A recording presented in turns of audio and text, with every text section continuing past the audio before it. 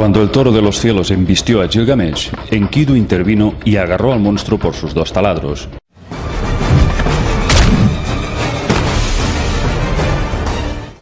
Después de una dura batalla, Enkidu blandió su espada en lo profundo de su cuello y abatió a la bestia.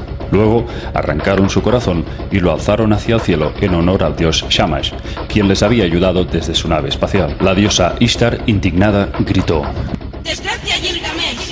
Porque él me ha insultado matando al toro del cielo. Ishtar ya no podía contener su ira, se reunió con todos los dioses y pidió la cabeza de Gilgamesh. Anu atendió a su petición y le dijo a su hijo Enlil: porque ellos al toro de los cielos y a Huawa han matado. Los dos deben morir. Pero Enlil respondió: no, Enkidu debe morir. Dejemos que Gilgamesh viva. Entonces, en defensa de ambos, intervino Shamash. Todo fue hecho con mi acuerdo. ¿Por qué entonces debe el inocente Enkidu morir? Tras duras deliberaciones, los dioses le dieron a conocer a Gilgamesh cuál había sido su sentencia. Los dioses le perdonaban la vida a Enkidu, pero lo condenaban a pasar el resto de su vida recluido en unas minas a realizar trabajos forzados. Dos emisarios alados conducirían a Enkidu hasta las minas y allí permanecería hasta el fin de sus días.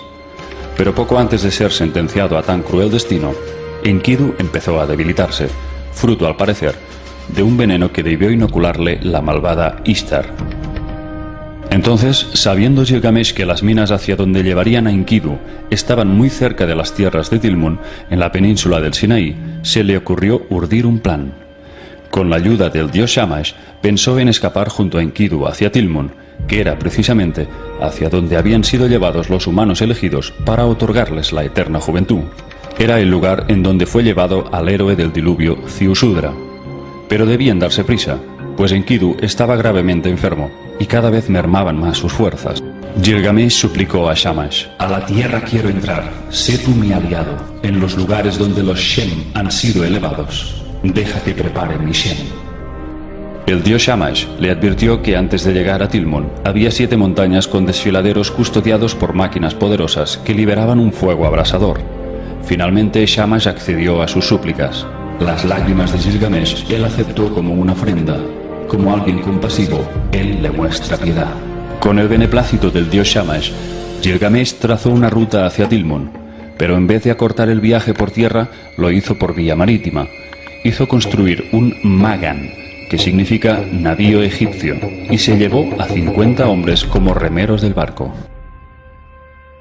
El navío avanzó por las aguas del Golfo Pérsico, cruzando parte de la península arábiga, y finalmente subió por el Mar Rojo hacia Egipto. El dios Enlil no debió tardar en darse cuenta que Gilgamesh había desobedecido el dictamen de los dioses. Su decreto había sido conducir a Enkidu hacia las minas por aquellos 2 emisarios, y ahora estaban huyendo en barco hacia Dilmun, pero la furia de Enlil no se hizo esperar. De una montaña surgió un toro que emitía poderosos rayos.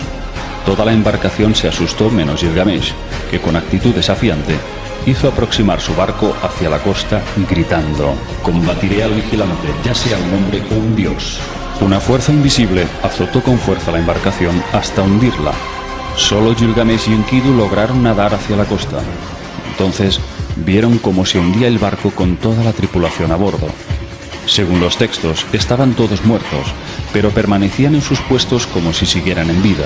Se trataba de una fuerza que había dejado sus cuerpos inertes, paralizados, algo que solo hoy en día podemos comprender como el efecto de una radiación.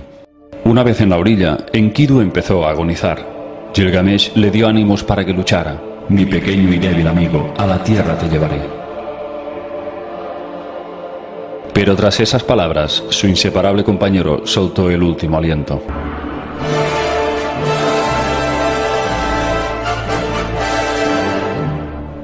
La muerte de Enkidu dejó a Gilgamesh completamente desolado. Según los textos, durante 7 días y 7 noches, Gilgamesh veló el cadáver de Enkidu hasta que un gusano salió de su nariz. Por su amigo Enkidu, Gilgamesh llora amargamente mientras alcanza el desierto, preguntándose: ¿cuando yo muera quedaré como Enkidu? Gilgamesh recorrió montañas y laderas durante mucho tiempo, hasta que su cuerpo era solo piel y hueso. Casi en los límites de sus fuerzas, consiguió llegar hasta un gran lago, en donde se divisaba una ciudad flotante. Estaba amurallada y le llamó la atención ver un templo consagrado al dios Nannar-Sin, el padre de Shamash. En las afueras de aquella ciudad había una posada. Allí conoció a Siduri, una posadera que estaba sirviendo bebidas. La mujer le permitió descansar, comer y beber. En cuanto repuso sus fuerzas, Gilgamesh le preguntó cuál era el mejor camino para llegar a la tierra de la vida. La mujer le dijo que se presentara ante Urshanabi, el barquero de Utnapishtim, supuestamente el que había sobrevivido al diluvio universal, conocido también como Ziusudra. Cuando Gilgamesh localizó al barquero, este aceptó llevarle por el llamado Mar de las Aguas de la Muerte, una zona marítima que muy pocos se atrevían a cruzar. Urshanabi invitó a Gilgamesh a subir a su balsa, y en 3 días dejaron atrás un recorrido que se hubiera postergado en 45 días por tierra. Cuando llegaron a Dilmun, el barquero le dijo que debía subir hacia una montaña llamada Mashu. Pero antes, Gilgamesh llegó a una ciudad llamada Itla, para presentarse a su rey y pedirle autoridad para seguir avanzando hacia la morada de los dioses. Nuestro héroe pidió audiencia para ver al dios Kumarbi. Cuando éste le atendió, le dijo que jamás se le concedería la inmortalidad. Desolado y hundido, Gilgamesh abandonó Itla y prosiguió su camino hacia Tilmun, auspiciado por el dios Shamash, quien aún le instaba para que no se rindiera en su empeño. Shamash le insistía que durante la travesía no dejara de sacrificar animales en ofrenda al dios hitita Uluya. Después de 6 días, Gilgamesh alcanzó por fin el monte Mashu.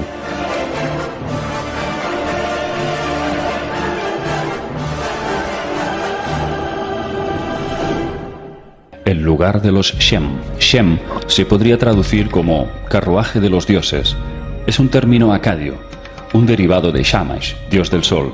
Así que Shem significa también cohete. Se podría interpretar a los Shems como las naves espaciales de Shamash, ya que este dios era representado con vestimenta de águila, comandando el funcionamiento del puerto espacial de Tilmun.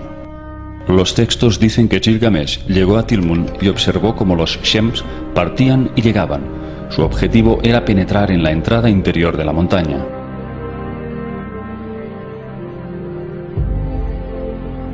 Hombres cohete custodian su puerta, su terror es impresionante, su mirada mortal.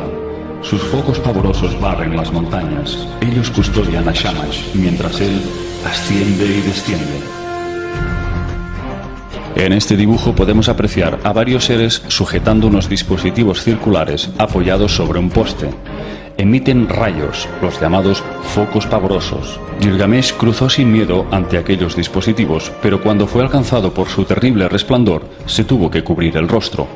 Una vez recuperado, avanzó hacia uno de aquellos hombres cohete. El guardia, asombrado, al ver que nuestro amigo no recibía daño alguno al ser expuesto a los rayos, exclamó: El que viene de la carne de los dioses es su cuerpo. Este hecho nos indica que aquellos rayos solo parecían afectar a los humanos, pero no a los dioses o híbridos de dioses.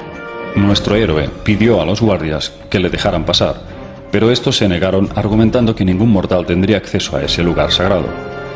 Gilgamesh invocó al dios Shamash y este apareció para que la llamada puerta al cielo se abriera y pudiera acceder al árbol de la vida. En los sellos cilíndricos vemos como la puerta es representada algunas veces alada y en otras custodiada por serpientes.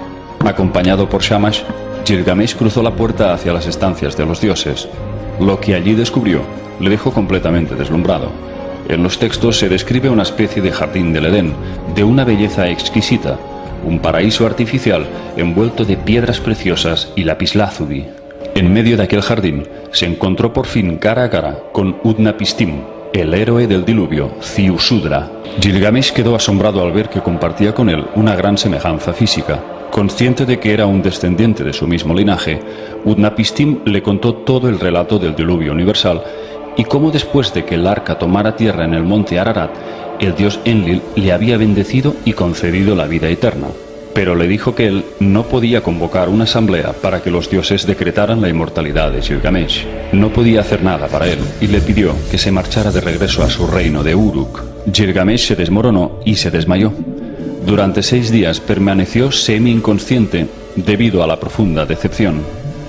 Tanto esfuerzo, tanto sacrificio, sorteando tantos peligros y al final ¿Tendría que regresar con las manos vacías? El barquero Ur-Shanabi estaba preparado para llevarlo de regreso a casa, pero en el último momento antes de embarcar, Utnapishtim le hizo una última confesión. Ya que no podía ofrecerle la vida eterna, le contó el secreto para prolongar la vida. Te revelaré, oh Gilgamesh, una cosa secreta. Un secreto de los dioses te diré. Una planta hay. Su raíz es como una planta de bayas espinosas. Sus espinas son como enredaderas de zarzas. Si tus manos consiguen la planta, nueva vida tú conseguirás. Aquella planta crecía bajo el mar, de modo que Gilgamesh, junto con el barquero, acudieron al lugar indicado para sumergirse en su búsqueda. Gilgamesh ató pesadas piedras a sus pies, que lo hundieron en las profundidades. Y entonces la planta divisó. La planta tomó y sus manos esta pinchó.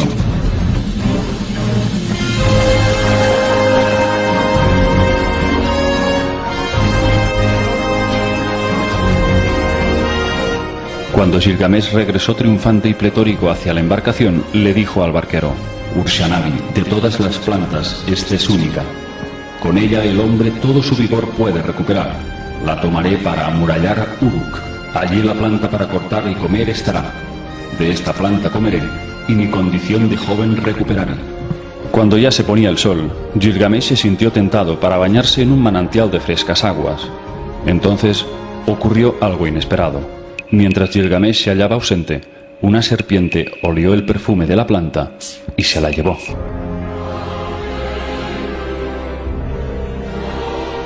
Gilgamesh se sentó y lloró. Sus lágrimas corrían por su rostro. Tomó la mano de Ur-Shanabi y le dijo: ¿Para quién mis manos han trabajado? ¿Para quién ha corrido la sangre de mi corazón? Para mí no he obtenido el beneficio. En la serpiente el beneficio ha recaído. Y así termina el poema épico de Gilgamesh, la trágica historia del primer intento fallido para alcanzar la inmortalidad. Sin embargo, Gilgamesh se convirtió en un mito para toda la eternidad.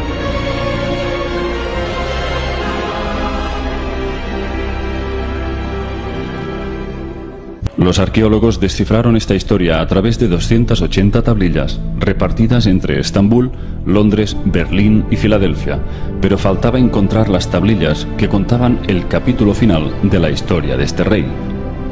A principios del año 2001, varios arqueólogos de Irak le entregaron 400 tablillas al asiriólogo italiano Giovanni Pettinato para que las tradujera. Entre estas tablillas se encontraba una que relataba el destino final de Gilgamesh. Giovanni Pettinato tardó 2 días en descifrar su contenido. La traducción resumida revelaba que Gilgamesh se había acabado suicidando junto con los altos cargos de su corte, como parte de un ritual. En el cementerio de Ur hallaron 80 cadáveres dispuestos alrededor del rey.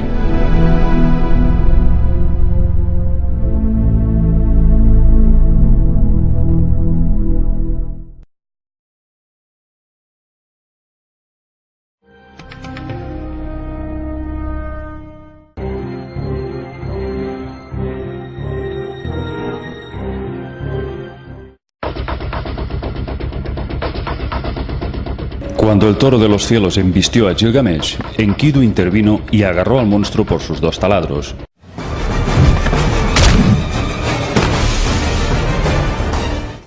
Después de una dura batalla, Enkidu blandió su espada en lo profundo de su cuello y abatió a la bestia.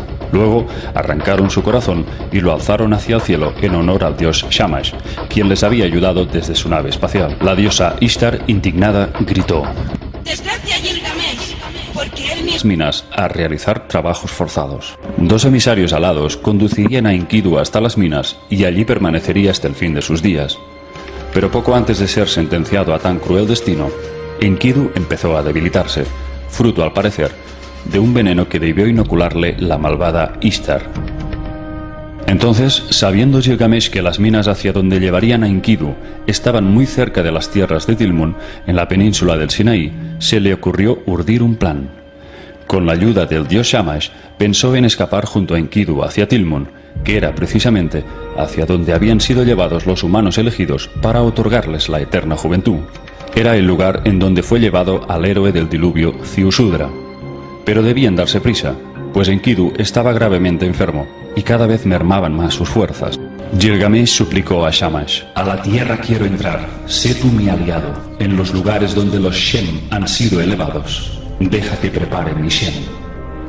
El dios Shamash le advirtió que antes de llegar a Tilmon había 7 montañas con desfiladeros custodiados por máquinas poderosas que liberaban un fuego abrasador. Finalmente Shamash accedió a sus súplicas. Las lágrimas de Gilgamesh él aceptó como una ofrenda. Como alguien compasivo, él le muestra piedad. Con el beneplácito del dios Shamash, Gilgamesh trazó una ruta hacia Tilmon, pero en vez de acortar el viaje por tierra, lo hizo por vía marítima. Resultado matando al toro del cielo. Ishtar ya no podía contener su ira, se reunió con todos los dioses y pidió la cabeza de Gilgamesh. Anu atendió a su petición y le dijo a su hijo Enlil: Porque ellos al toro de los cielos y a Huawa han matado. Los dos deben morir. Pero Enlil respondió: No, Enkidu debe morir. Dejemos que Gilgamesh viva. Entonces, en defensa de ambos, intervino Shamash. Todo fue hecho con mi acuerdo. ¿Por qué entonces debe el inocente Enkidu morir? Tras duras deliberaciones, los dioses le dieron a conocer a Gilgamesh cuál había sido su sentencia.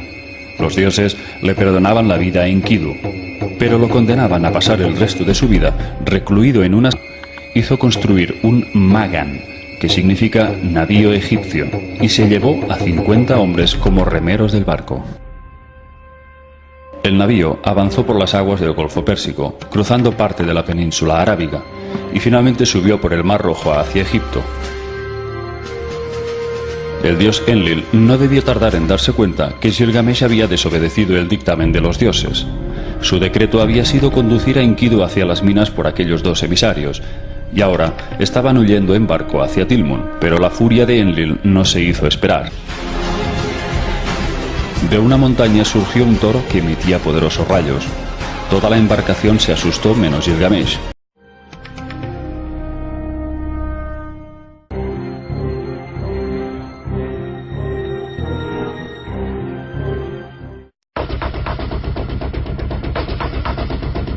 Cuando el toro de los cielos embistió a Gilgamesh, Enkidu intervino y agarró al monstruo por sus 2 taladros.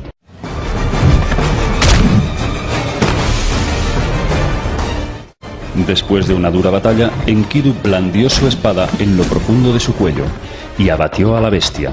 Luego arrancaron su corazón y lo alzaron hacia el cielo en honor al dios Shamash, quien les había ayudado desde su nave espacial. La diosa Ishtar, indignada, gritó: Desgracia a Gilgamesh, porque él me ha insultado matando al toro del cielo. Ishtar ya no podía contener su ira, se reunió con todos los dioses y pidió la cabeza de Gilgamesh. Anu atendió a su petición y le dijo a su hijo Enlil: Porque ellos al toro de los cielos y a Huawa han matado. Los dos deben morir. Pero Enlil respondió: No, Enkidu debe morir. Dejemos que Gilgamesh tino. Enkidu empezó a debilitarse, fruto al parecer de un veneno que debió inocularle la malvada Ishtar. Entonces, sabiendo Gilgamesh que las minas hacia donde llevarían a Enkidu estaban muy cerca de las tierras de Tilmon, en la península del Sinaí, se le ocurrió urdir un plan. Con la ayuda del dios Shamash, pensó en escapar junto a Enkidu hacia Tilmon, que era precisamente hacia donde habían sido llevados los humanos elegidos para otorgarles la eterna juventud. Era el lugar en donde fue llevado al héroe del diluvio, Ziusudra.